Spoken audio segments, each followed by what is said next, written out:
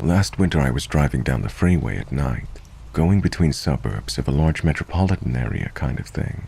So there were plenty of cars around, but it was mainly midnight or so, and it had been snowing when it isn't always white during winter here. I saw a car pull over on the shoulder of the freeway with a guy standing next to it, clearly in need of some assistance. I saw them as I was driving past, but since it was later at night and it was cold out, I figured I might as well take the exit, loop around, and see if the guy still needed help. I get there, and it's a middle-aged working-class type of guy standing outside of his pickup. He's wearing blue overalls, slender, is slightly balding, and puts off what I can only describe as a weird vibe.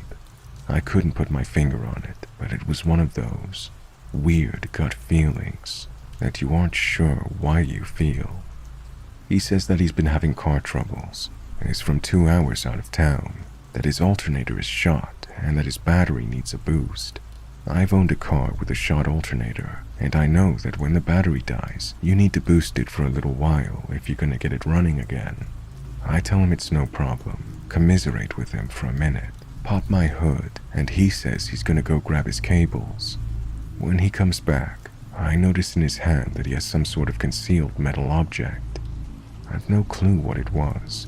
I saw it for a brief moment, and saw that it wasn't a knife, but that it was metal and a little shorter than the length of his hand, and he was clearly trying to keep it concealed from my view. This all happens so fast, so I'm immediately on high alert. I see it for a split second as he's bringing the cables to me so that I can hook up my battery. I instantly take a step back and put some distance between us, and tell him that he can hook up my battery and I'll wait in the car, all the while in instantaneous full fight or flight, getting ready to block an attack if he were to lunge at me. He doesn't, and starts connecting the cables to my battery as I'm sitting in my car. I start to wonder if I was imagining things as he connects the battery, and we both wait for the battery to charge. Maybe it was just something that was bundled in with the cables that he just had in his hand. Maybe I misread the situation as dangerous. After a few minutes, he goes to start his car, shouts that it isn't working, and then walks back to my car where he waits in front of it. After a few minutes of waiting, he puts his head back under the hood of my car to fiddle with the cables. All the while, I'm of course watching him intently to make sure he doesn't come to the car window, because I was still spooked. He shouts some things about how it isn't working, and asks me to come out to take a look. I open my window a bit, casually tell him to not worry, and that it's probably just gonna take some time. Luckily, I can just barely see my battery in the dark, through the gap under the popped hood of my car through the windshield directly in front of me. I see him then fiddle with the cables, and hear him shout again that it isn't working, and for me to come out. Then I see him slip out the metal object I'd seen earlier, and saw him touch it to my battery terminal as spark shoots out from where he touched it.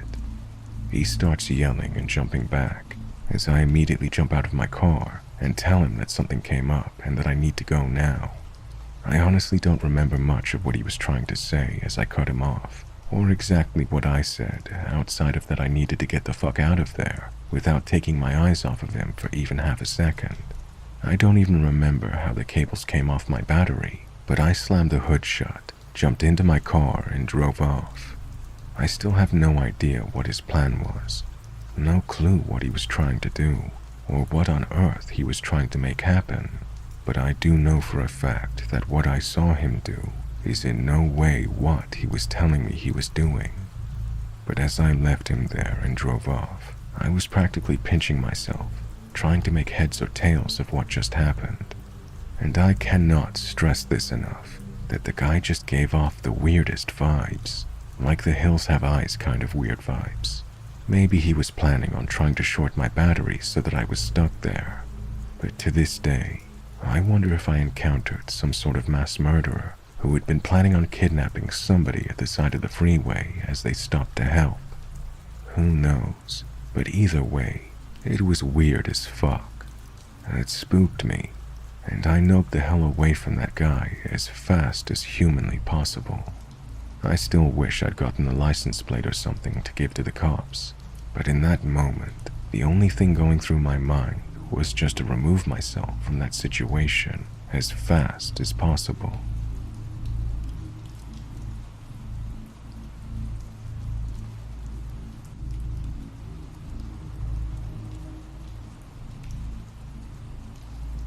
I used to be employed as a child protection worker. A report came through about a stepfather who was being abusive to his children. I was given the investigation by my team leader. When I interviewed the oldest child with the police, she had very visible physical injuries and told me exactly what had happened. I'll spare the details, but it was horrific. As the children were in his sole care, we knew that they needed to be removed immediately. We sent a team of 2 workers out to the children's school while myself and a colleague called the stepfather into the office. I lead the interview, and it was horrible. He didn't even try to deny that he'd hurt his stepchild, basically saying, "That's my kid. I'll do what I want, and you can't stop me." When I served him with the paperwork, he absolutely lost his mind. He was swearing and screaming and said, "If we were outside this building right now, I would fucking kill you." We ended up running out of the interview room, pressing our emergency alarm, and I even had to make a police report about the whole thing. It got really messy. The next day we had court for the children, and my manager decided I shouldn't attend due to everything that had happened the previous day. My colleague who attended told me that this man was at court and yelled several times something to the effect of, "Where is that bitch of a worker who took my kids?" I remember feeling a little freaked out, but it's not uncommon to hear things like this when you have to remove a child. It's understandable that emotions are very high. You build a bit of a resistance working in this field, and overall, I mainly felt relieved that those children had been placed with an aunt and were safe. About 2 weeks later, I had to stay back late at the office on an unrelated job. It was about 9 p.m. when I finished, and I was the only person there. I walked out the back of the building to my car. It was really dark, but when I got close, I thought I saw a shadow moving at the front of my car. Just for a second, and then it was gone. I was about 20 meters away at this point, but it startled me. I stood there for a second, just looking at my car, wondering if I was just being paranoid. While staring into the darkness, I started hearing tiny rustling noises, and whether imagined or not, all of the true crime horror stories I've ever heard flashed into my mind. Safe to say, I freaked myself out and sprinted back into the building. I called my boyfriend to come pick me up and explain what happened. By the time he drove up to the front doors, I'd convinced myself I was being silly and asked him to drive me around to my car. He circled around, and with the headlights shining on my car, I could very clearly see that all 4 of my tires had been slashed. I was an absolute mess that night and called the police immediately. I was pretty sure that this man was responsible, but as I hadn't seen him, I couldn't say for sure. I took a few days off and came back to a meeting with my manager, who had put together a safety plan for me and the other staff. She'd organized to have a security guard escort us to our cars and said very clearly that no one was to stay in the building after hours alone. Then about a week later, a letter was delivered to the office addressed to me. Any mail that comes into the office goes through our reception staff. Our lovely receptionist opened it, and it was a note that said, "You're as good as dead, bitch." The words were typed and printed. She was an older woman and burst into tears when she read it. It didn't say who had sent it, but I am convinced that it was the same man. Over the next few weeks, letters kept coming, each one getting longer. They addressed me as bitch and homewrecker, saying that I kidnap and abuse children. It was just horrible, horrible stuff. The threats in the letters were the worst. The person writing them threatened to assault, torture, kill, find out where I live, and burn down the entire building. To be honest, the police were less than helpful. They basically said that given the nature of our work, they couldn't conclusively say it was this man, although they had questioned him. To me, it all seemed like a pretty massive coincidence. I'd never had anything like this happen before. They did say they were taking the letters very seriously and tracking down where they'd been posted from, but I never heard anything back about that. My workplace took the threats very seriously too. All of the security was bumped up across the building, and all staff completed refresher training on emergency management. One day on the way home from work, I noticed that a car was following me. At first, I thought I was being paranoid, so I drove down a bunch of little streets, doubled back onto the same route in a way that would make absolutely no sense. Even after all that, a dark green Camry was still placed a little way behind me. I freaked out, but had already planned in my head what I was going to do in this situation. I headed straight to the police station, planning to pull right up in front of the building and beep my horn until I had someone's attention. The second I pulled into the police station, the green Camry drove straight past and disappeared down a nearby side street. I sat there for a good 20 minutes, too scared to get out of the car in case they came back around the corner. It dawned on me that in my panic, I'd forgotten to get the license plate. That upsets me to this day. I told the police what I knew, but they told me that the man didn't have any car registered in his name. This was the final straw for me. I was a nervous wreck. I was looking around constantly at work and at home. I knew that he lived relatively close to me, so I even stopped going grocery shopping in case I ran into him. I stayed on stress leave for a month, and heard from colleagues that letters kept arriving. I was very honestly ready to quit, but then COVID happened. It really changed everything. Everyone went into lockdown and all access to the office was restricted. I started back working from home, driving a work car to and from appointments. I didn't go into the office regularly anymore, only allowed in small working groups when absolutely necessary. Over the next years, the letters slowed and eventually stopped. By the time we were allowed back into the office, there hadn't been any sign of this man for almost 7 months. About a year later, I left child protection. I don't know what happened with those children, but my hope is that they're happy and safe with their family. And as for the man who I believed stalked and threatened me for doing my job, let's not meet ever again.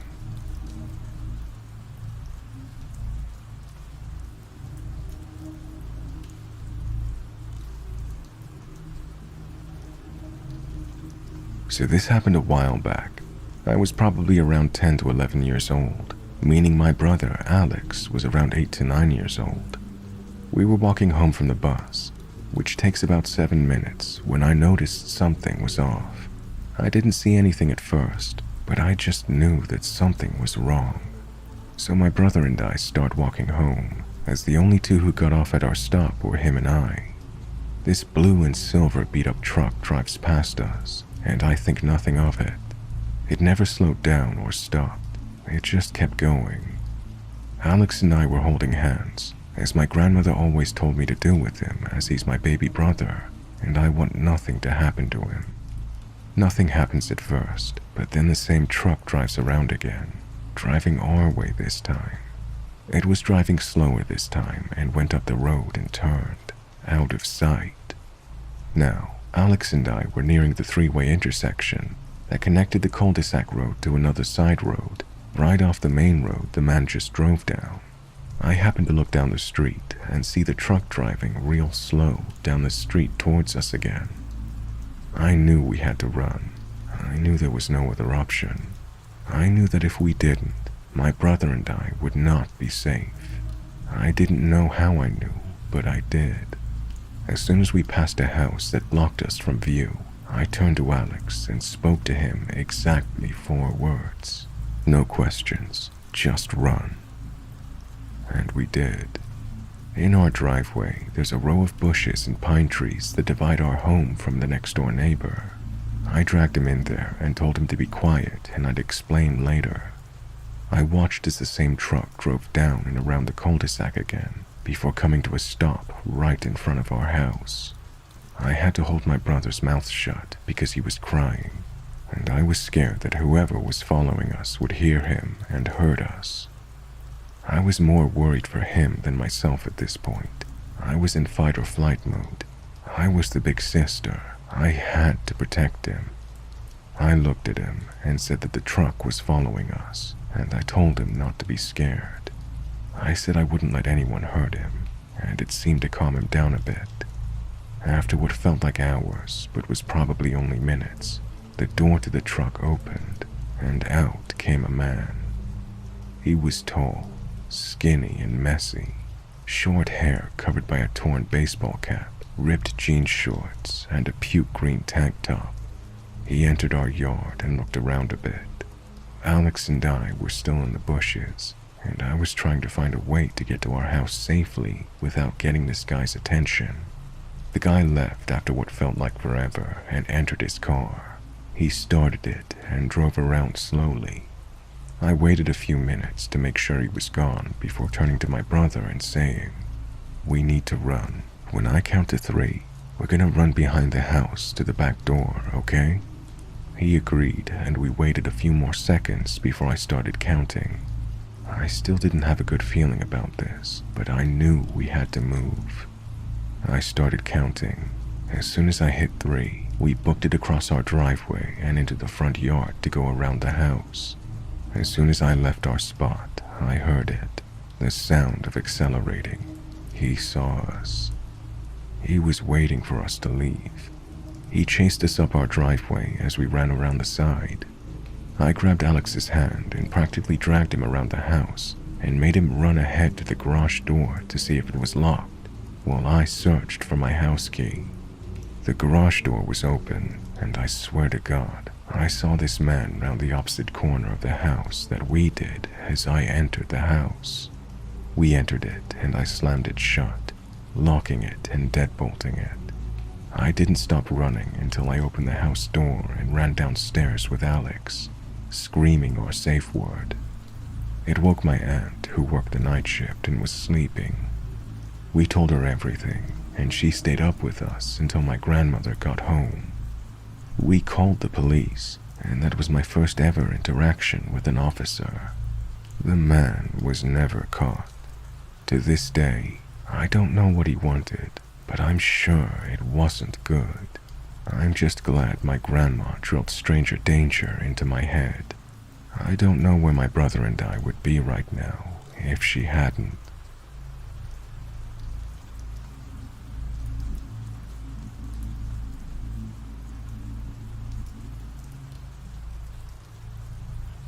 I've quibbled with the thought of publicly sharing my story for a while now. Recently I've arrived at a place where I think the benefit of sharing outweighs the risk, so I'm taking a chance and just putting it out there. Maybe it will help someone. Many times I've looked back on the odd events leading up to the scariest night of my life, October 5th, 2015. I'd like to say that I did everything right, but honestly, in hindsight, I should have done more. I'm convinced that my son, who was 3.5 years old at the time, actually saved me from harm that night. I could have easily become another statistic in the crime database. Although my stalker did not hurt me physically, it took me months to get past the psychological damage. Here is my story. In May 2012, I temporarily exited the workforce following the birth of my son, Chris. He was born with a physical birth defect that would require multiple corrective surgeries during his first year of life. He was also born 2.5 months early, which had complicated things further. Chris's father, Aaron, agreed that I should stay home with our son until he was a year old, considering the circumstances. In May 2013, I felt comfortable enough to leave my son with a babysitter, so I went job hunting. I ended up being hired on the spot as a waitress at a small but very popular chain restaurant in my little town. Let's just say this little diner is widely known for their waffles and leave it at that. I was hired on to work second shift. After 2 months, I'd worked my way up to first shift. By the summer of 2014, I'd long built a clientele of regular customers that enjoyed my service and tipped me well, enough for me to have a little put back in savings, which came in handy when Aaron and I broke up. I ended up moving out of our apartment with Chris and renting a small 2-bedroom trailer in the same town. It was mid-November of 2014 when I first met Ryan, the man who would later stalk me. It was an abnormally slow Saturday morning shift at the diner. 2 men walked into the diner together and sat down in my section. They were my only customers at the time, so when the older man of the 2 started making small talk, I had the time. The older man introduced himself to me as Ryan, and the younger man with him was his son. Right away, by his body language and tone, I could tell Ryan was being flirtatious with me.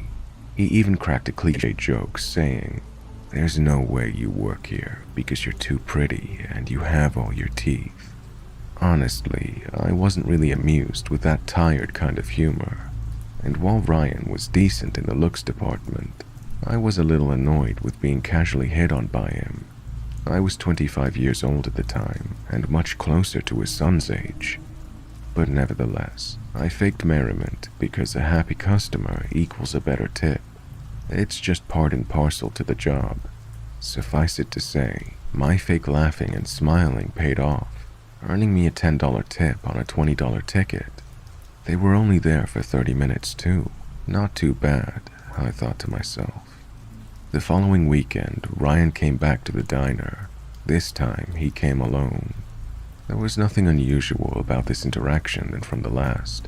I took his order. We chit-chatted when I had time. I kept his coffee refilled, and that was it. But apparently, he enjoyed his experience, because again, he left me a nice $12 tip on an $8 ticket. Ryan began visiting the diner every weekend from then on up until the end of December. By then, he had started coming 2 to 3 times per week, and at this point, he really started showing an interest in getting to know me. Now, that's not something unusual per se.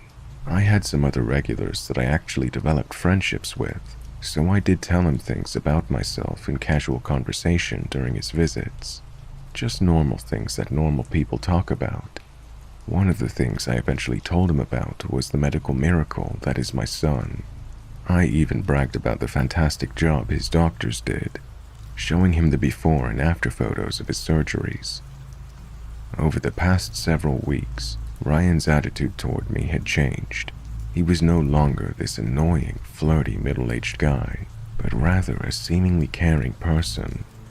Maybe I was naive, but I genuinely appreciated his kindness, and I did not interpret it as a romantic gesture at all.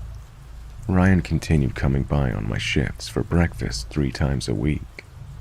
February 2015 is when the first strange event occurred, which was soon followed by a string of more. It was a Tuesday afternoon. I had picked Chris up from the babysitter and was heading home from work. Now, where I lived was on a small uphill dead-end road. As you pulled onto my road from the main highway, you could easily see my trailer on the right side at the top of the hill. It was positioned perpendicular to the road, and the back side of it is visible as you drive up the road. As I eased my way up the hill, something immediately caught my eye. I could clearly tell my back door was open. I put the brakes on immediately and tried to figure out what to do. I literally never touched or unlocked that door, much less opened it, so I knew something was off. A door is not going to unlock and open all by itself. I ended up parking my car off to the side of the road and calling Aaron. At this point, we were on good terms and co-parenting our son very well. Aaron came straight over and checked out my trailer while I remained back in my vehicle with Chris. About 5 minutes after entering, he called me and told me it was all clear. So I made my way up the hill, expecting to have been robbed or something, but nothing was missing. There was no damage to the door, so Aaron basically brushed things off, saying that I must have forgotten to close the door myself or something. I knew better, but since there was no sign of a B&D, I let it go. 2 days later, I come home from work, and the same thing. My back door is wide open. At this point, I know I'm not crazy. I know I'd locked that damn door. It didn't have a deadbolt, by the way, It just had a lock on the doorknob that you turn. I had even tested it out that morning before work to make sure it was locked. So I called Aaron again. I stayed parked with Chris on the side of the road while he did a quick pass through my trailer. And again, nothing out of the ordinary except my open back door. A quick inventory showed that nothing was missing. I was nervous at this point that someone had broken in twice, and Aaron disagreed. He attributed this problem to a faulty doorknob lock. He then went to Lowe's and purchased a type of heavy-duty swivel lock to install on the door that locked from the inside of my home. He wanted to put my mind at ease at least. So while he installed the lock, I combed through my house. I literally spent hours after Aaron left inspecting every nook and cranny of the trailer. The outlets, my shower head, vents, my panty drawer, everything. I thought that maybe some freak had broken in and planted secret cameras since they didn't take anything. I didn't find anything amiss, so I begrudgingly let it go. 2 days after that, I'm off work heading uphill on the road toward my driveway. My son is spending the weekend with his dad, so I have the house to myself that evening. A wave of relief washes over me as I see that my back door is still closed. Now, I don't know why I decided to do this, but something compelled me to actually inspect the door up close. I needed to make sure it wasn't tampered with. To my horror, I discovered that it had. There were pry marks along the edge of my door jamb. I immediately went inside and unlocked the door so I could open it and inspect further. The edge of the door was bent to hell and back on the inside where the doorknob met the jamb. That damage wasn't there 2 days ago when Aaron installed that new lock. I deduced that someone had probably been using the credit card trick to easily break into that door since the way it locked was by the knob. And when they figured out it would no longer work, they tried to pry it open, not knowing that a new lock was on the other side of the door. I'm thankful that lock held. At this point, I called the police and made a report. They basically told me there wasn't much they could do in this instance other than document the incident. They told me to call them if anything else happened. Needless to say, that wasn't satisfactory to me, but I didn't know what else to do. I didn't feel comfortable sleeping at home that night, so I ended up making the hour drive to my parents' house and crashing there. Nothing else happened for a little while. By March, I'd been able to put February's events behind me and feel secure in my home again. I was working and going about life as usual. At this point, Ryan had begun visiting the diner 5 days a week. Oddly enough, he was there each shift that I worked. It became a running joke with the other waitresses, and in fun they teased me about having a stalker. I would soon find out just how true that actually was. Because in April, things got weird. I came home from work one day to find my grass had been mowed. Now, I usually paid a neighbor to do it for me since I didn't have a lawnmower. My yard was small, but maintaining it was a requirement of my lease agreement. My neighbor didn't charge much to mow it, and he needed the extra cash, so it was a win-win. I knew I hadn't asked my neighbor to mow recently, so I thought it was strange. I asked him if he went ahead and decided to do it anyway. He said he hadn't. So then I called my landlord and asked her if she had mowed my grass for some reason. I knew my grass hadn't been high enough to warrant that, but it was the only plausible explanation. Of course, she said no, she hadn't mowed my grass. I was stumped. I then assumed that an anonymous neighbor must have mowed my grass out of the goodness of their heart. You know, like a pay-it-forward kind of thing. What else was I to think? All throughout April and the beginning of May, my grass was being anonymously mowed once per week. I know it sounds strange hearing it, but at the time, I genuinely thought a neighbor was just doing neighborly things and didn't want to be recognized for it. On May 5th, 2015, Aaron and I decided to take Chris to the zoo. When we got back from the zoo late that afternoon, we discovered that my front door was cracked open. Now, my front door didn't have a deadbolt, but I must have forgotten to lock it. How stupid of me. You can imagine how upset I was due to my back door being tampered with multiple times back in February. I just didn't understand why this was happening again. Like all the other times, nothing was taken. My belongings seemed untouched. Yes, I was feeling targeted, but I didn't call the police because I felt like I technically had nothing to report. There was nothing stolen or vandalized, just an open front door. So I let it go again. 2 days later, I would discover the depth of things. May 7th, 2015. It was one of my rare off days.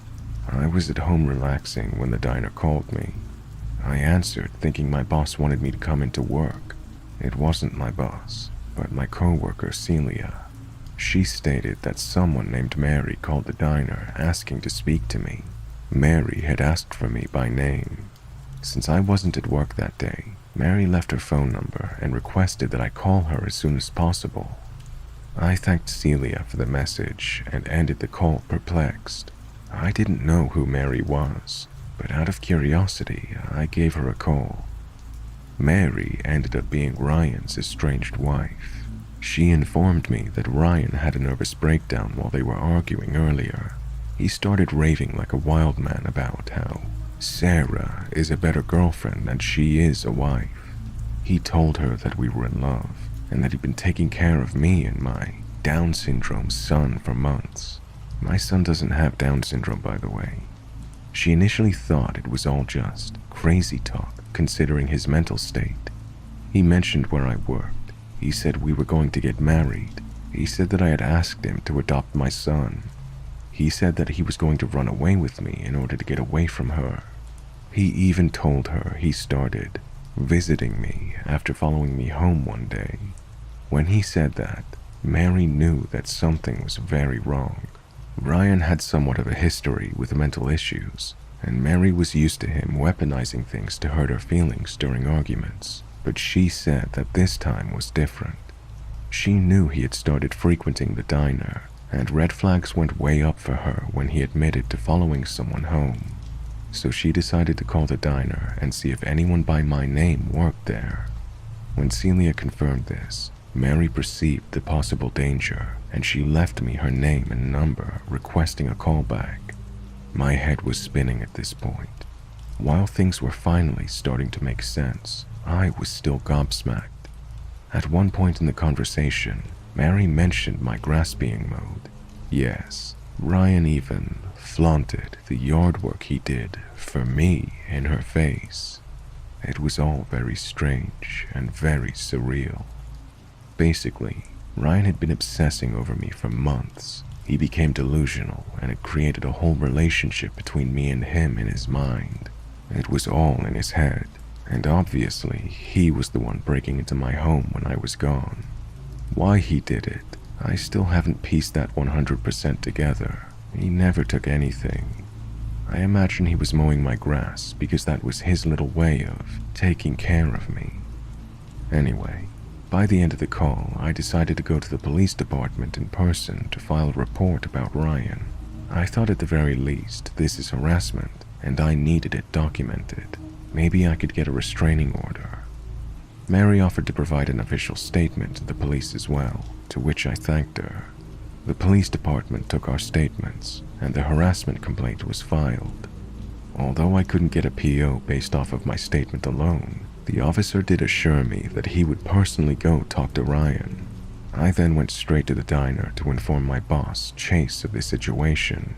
Now, Chase took this very seriously.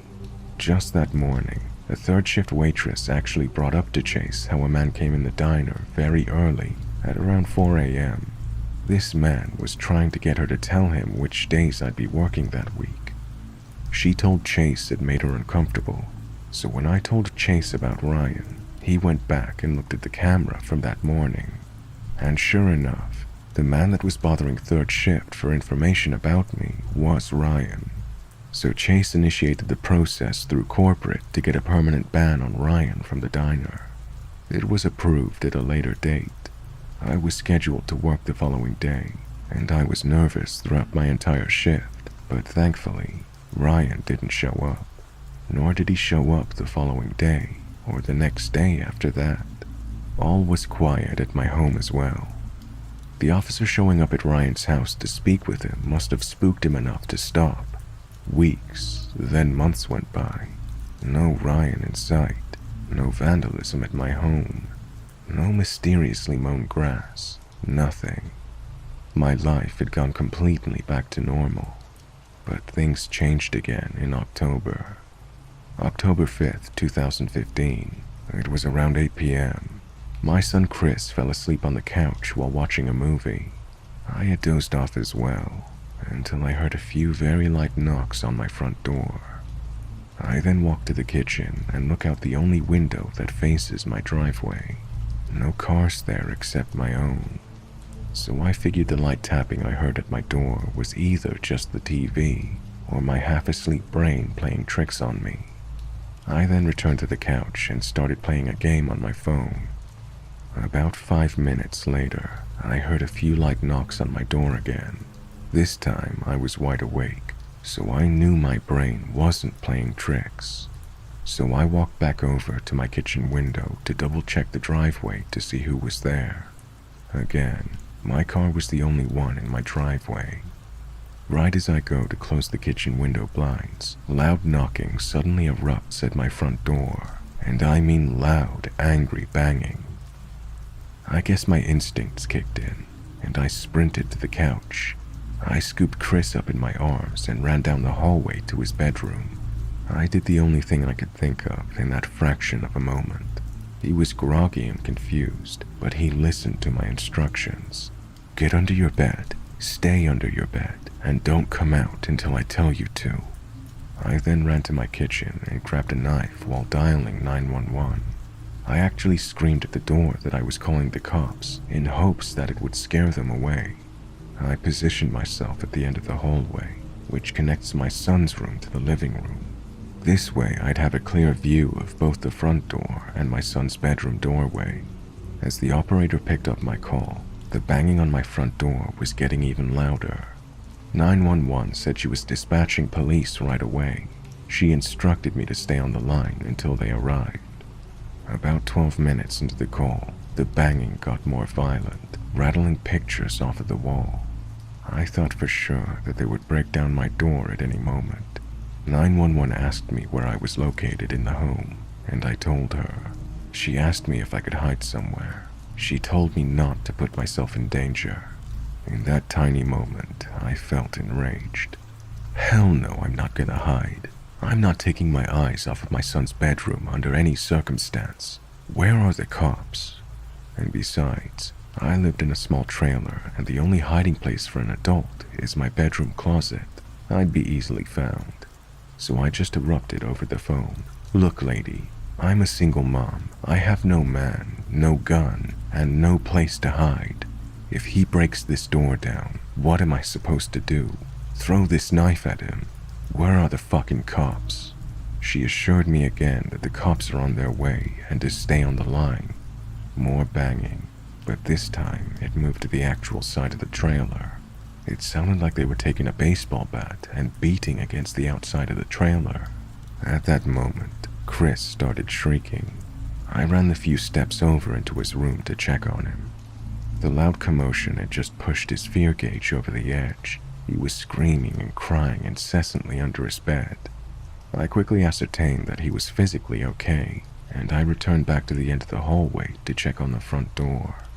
As I was explaining to 911 that my son was okay but just scared, I noticed that the banging had suddenly stopped. I waited another minute or so, trying to listen out for any sign of further escalation. All I could hear were sobs coming from my son's room. All in all, it took the cops 23 minutes to arrive. By then, the perp was long gone. For reference, I live about 10 minutes away from the police station. 911 even called it in as an active home invasion. I was livid about the response time. My front door was made out of some type of metal, just a cheap generic trailer door. It was now covered in dents. There were noticeable scratch marks on the lock. The siding on the trailer was damaged where the perp had hit it with something. Given the history, I immediately suspected Ryan was the perp. The police said since I didn't actually see the person, they couldn't arrest him without an eyewitness. The most they could do was make a report. They did end up canvassing the immediate area in case he was on foot. However, there was no sign of him or anyone around and about. I deduced that he probably had parked nearby out of sight. That way his vehicle wouldn't be spotted or recognized at my home. My home was situated near a thin patch of woods that has public access roads on the other side. I'm also absolutely convinced that Ryan had nefarious plans for me that evening, but when he discovered my son was at home with me, he bailed. He stopped trying to break into my home the moment my son made his presence known. For whatever reason, Ryan always lit up when I talked about my son. He used to initiate conversations about Chris just to watch me dote over him. Looking back, I guess it was his morbid way of bonding with my child. And I think in his own warped way, he grew to care about him. So when he heard Chris scream, he decided to not follow through with whatever his plan was for me. I ended up taking a few days off of work because I was so shaken up.